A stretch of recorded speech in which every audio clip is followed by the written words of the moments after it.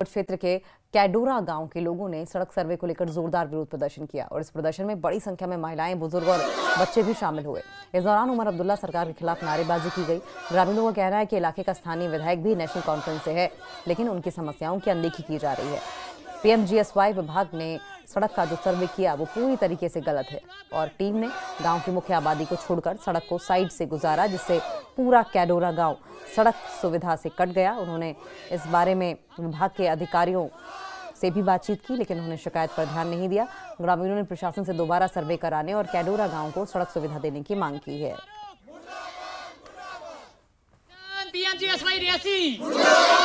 कल सर्वे वाला है पग्याल से गुलाबगढ़, हमने उनको बोला कि ये रोड है पग्याल टू कैंदोरा।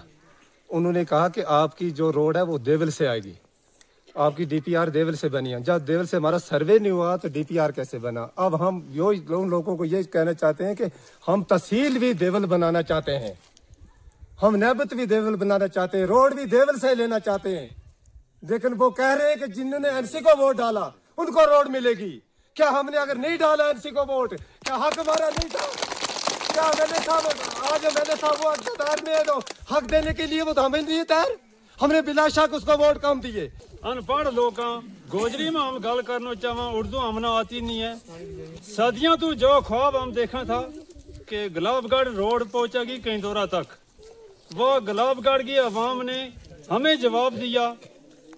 सदियों से जो ख्वाब देख रहे थे, ये छोटे बच्चे देख लो, कैमरा घुमाओ जरा इनकी तरफ, ये गुजर के नाते होते हुए ये बच्चे जो छोटे छोटे बच्चे हैं, 5-5 साल के बच्चे हैं।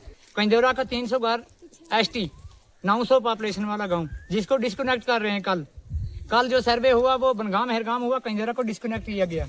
मैंने अभी AEE फारूक